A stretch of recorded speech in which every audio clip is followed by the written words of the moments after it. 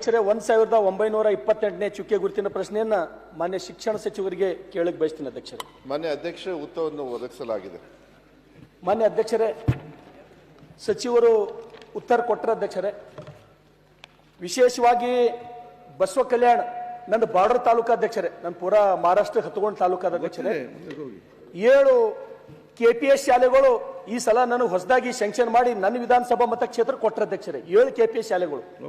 ಅದಕ್ಕೆ ಸಮಸ್ತ ಬಸವ ಕಲ್ಯಾಣದ ಮಹಾಜನತೆಯ ಪರವಾಗಿ ಶಿಕ್ಷಣ ಸಚಿವರಿಗೆ ಮತ್ತು ನಮ್ಮ ಜಿಲ್ಲಾ ಉಸ್ತುವಾರಿ ಸಚಿವರಿಗೆ, ನಮ್ಮ ರಹೀಂ ಖಾನ್ ಬಿ ಪ್ರಯತ್ನ ಇರ್ಬೋದು, ಮತ್ತು ಅವ್ರ ಹೆಸರು ತಗೊಂಡಿಲ್ಲ ಅಂದ್ರೆ ತಪ್ಪಾಗ್ತದ, ಅವರಿಗೆ ತುಂಬ ಹೃದಯದ ಧನ್ಯವಾದಗಳನ್ನು ಹೇಳ್ತೀನಿ ಅಧ್ಯಕ್ಷರೇ. ಮತ್ತೆ ಸಪರೇಟ್ ಹೋಗಿ ಹೇಳಿ, ಈಗ ಮುಂದುವರಿಸಿ ಪ್ರಶ್ನೆ ಮುಂದುವರಿಸಿ ಮಾರ್ರೆ. ಅಧ್ಯಕ್ಷರೇ, ಸಮಸ್ಯೆ ಏನದಂದ್ರೆ ಅಧ್ಯಕ್ಷರೇ, ಸಚಿವರಿಗೆ ಧನ್ಯವಾದ ಹೇಳ್ತೀನಿ. ಮತ್ತೆ ಬಾರಿ ಆ ಎಲ್ಲ 7 KPS ಶಾಲೆಗಳು ಅವ್ರ ಕಡೆಯಿಂದ ಒಯ್ದು ಭೂಮಿ ಪೂಜೆ ಮಾಡಿಸ್ತೀನಿ. ಬಸವ ಕಲ್ಯಾಣ ತುಂಬ ಬ್ಯಾನರ್ ಹಾಕಿ ಪ್ರಶ್ನೆ ಕೇಳಿ.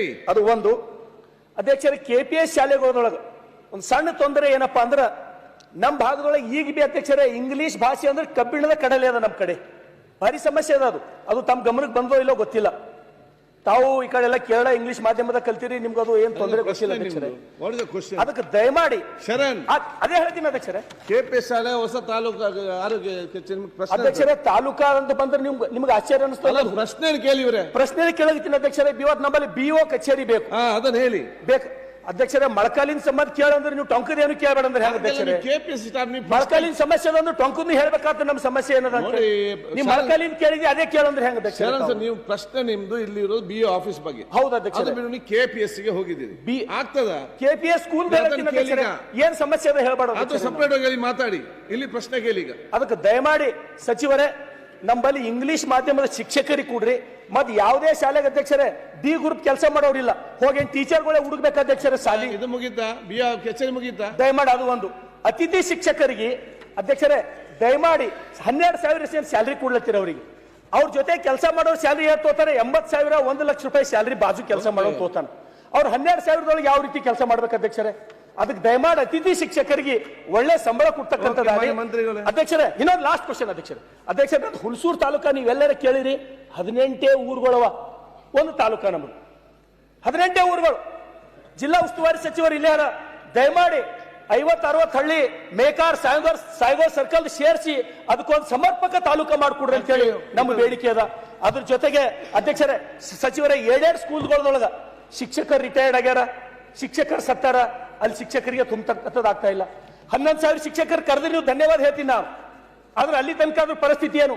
ಇವತ್ತಿಗೆ ಬಸವ ಕಲ್ಯಾಣ ಸಚಿವರೇ, ಏಕೋಪಾಧ್ಯಾಯ ಶಾಲೆಗಳು ನಮ್ಮ ಕಡೆ, ಒಂದು ಶಾಲೆದಾಗ ಒಬ್ಬನೇ ಮಾಸ್ತರ್, ನಂಬಲ್ಲಿ ಒಂದು ಸ್ಕೂಲ್ದೊಳಗೆ ಒಬ್ಬನೇ ಟೀಚರ್, ಏಕೋಪಾಧ್ಯಾಯ ಶಾಲೆಗಳು.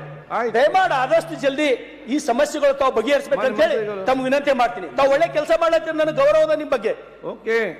ಪೇಪರ್ ಅಲ್ಲಿ ಹೋಗಿ. ಮಾನ್ಯ ಅಧ್ಯಕ್ಷರೇ, BO ಆಫೀಸು ಎಲ್ಲೆಲ್ಲಿ ಸುಮಾರು 50-60 ಕಡೆಗೆ ಇನ್ನೂ ನಾವು ಮಾಡೋದು ಕೂಡ ಇದೆ, ಇಲ್ಲ ಅಂತ ಹೇಳಲ್ಲ. ಯಾಕೆಂದರೆ ಕ್ರಮೇಣ ಸರ್ಕಾರಗಳು ಬಂದಾಗ ಒಂದು ತಾಲೂಕನ್ನ ಡಿವಿಷನ್ ಮಾಡಿ ಇಲ್ಲ ಹೊಸ ತಾಲೂಕನ್ನ ತಂದಾಗ ತಾಲೂಕು ಆಫೀಸು ಮತ್ತು ಪೊಲೀಸ್ ಆಫೀಸು ಮತ್ತು EO ಆಫೀಸ್ ಇವನ್ನ ಮಾತ್ರ ಮಾಡ್ತಾ ಇದ್ದಾರೆ. BO ಆಫೀಸು ಮತ್ತು ಬೇರೆ ಬೇರೆ ಇಲಾಖೆದು ಏನು ಮಾಡ್ತಾ ಇಲ್ಲ. ಆದರೆ ಅವ್ರಿಗೆ ಯಾವುದೇ ಥರದ ತೊಂದರೆ ಇಲ್ಲದೆ ಇರತಕ್ಕಂಥ ರೀತಿಯಲ್ಲಿ ಮುಂಚೆ ಹೆಂಗೆ ನಡೀತಾ ಇತ್ತು ಆ ಥರ ಮಾಡ್ತೀವಿ. ಮುಂದೆ ಏನಾದರೂ ನಾವು ಕೂಡ ಇದಕ್ಕೂ ಕಳಿಸಿದ್ದು, ಆದರೂ ಕೂಡ ಫೈನಾನ್ಸ್ ಡಿಪಾರ್ಟ್ಮೆಂಟಿಗೆ ನಮಗೆ ಹಣದ ವ್ಯವಸ್ಥೆ ಏನಾದರೂ ಆಯಿತು ಅಂತ ಹೇಳಿದ್ರೆ ನಮ್ದೆಲ್ಲರೂ ಜಾಗ ಇದ್ದೇ ಇರ್ತದೆ.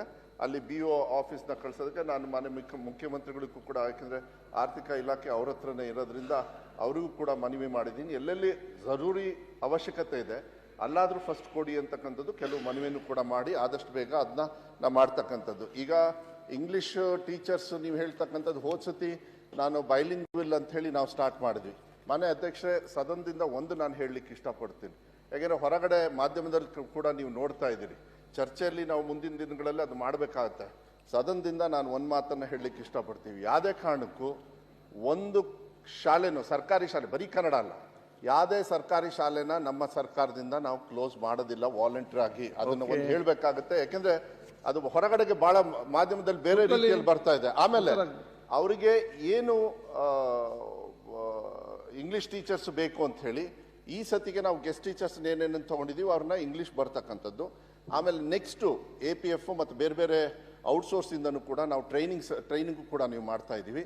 ಮುಂದಿನ ವರ್ಷ ನನಗೆ ಕರೆಕ್ಟಾಗಿ ಗೊತ್ತಾಗುತ್ತೆ ಎಲ್ಲೆಲ್ಲಿ ಎಷ್ಟೆಷ್ಟು ಮಕ್ಕಳು ಯಾವ ಮೀಡಿಯಂ ಅಲ್ಲಿ ಓದ್ತಾ ಇದ್ದಾರೆ ಎಲ್ಲದೂ ಕೂಡ ಅದಕ್ಕೆ ಅನುಗುಣವಾಗಿ Okay. ಟೀಚರ್ಸ್ ನ ಕೊಡ್ತಕ್ಕಂಥದ್ದು ವ್ಯವಸ್ಥೆನ ನಾವು 100% ನಾವು ಮಾಡ್ತಕ್ಕಂಥದ್ದನ್ನ Okay, ನಾವು ಮಾಡ್ತೀವಿ. ಅಧ್ಯಕ್ಷರೇ ಕೊನೆಯದಾಗ ಅಧ್ಯಕ್ಷರೇ ನಮ್ ಕಡೆ ಎಕ್ಕಂಬ ಹಂದ್ರಾಳ್ ಮಾಸನಾಳ್ ಕೋಟಮಾಳ್ ಹನುಮಂತವಾಡಿ ಅಂಬೇವಾಡಿ ಸೋಗಾಪ್ತ ಹಳ್ಳಿಯೊಳಗೆ ಅಧ್ಯಕ್ಷರ ಕೇಳ್ರಿ ಮರಾಠಿ ಮಾಧ್ಯಮ ಸ್ಕೂಲ್ಗಳು ಇವತ್ತಿಗೆ ಬಿ ಮರಾಠಿ ಮಾಧ್ಯಮ ಶಾಲೆಗಳು ಕನ್ನಡ ಮಾಧ್ಯಮ ಶಾಲೆಗಳೇ ಇಲ್ಲ ಅಲ್ಲಿ ಅಲ್ಲಿಂದ ಎಲ್ಲ ಪಾಲಕರನ್ನ ಏನ್ ವಿನಂತಿ ಮಾಡ್ತಾರೆ ಅಂದ್ರೆ ನಮ್ಮ ಮಕ್ಕಳ ಬದುಕು ಹಾಳಾಲತ್ತದ ಆ ಶಾಲೆಗಳು ಕನ್ನಡ ಮಾಧ್ಯಮ ಶಾಲೆಗಳಾಗಿ ಪರಿವರ್ತನೆ ಮಾಡ್ಬೇಕು ಅಧ್ಯಕ್ಷರೇ ಆಯ್ತು.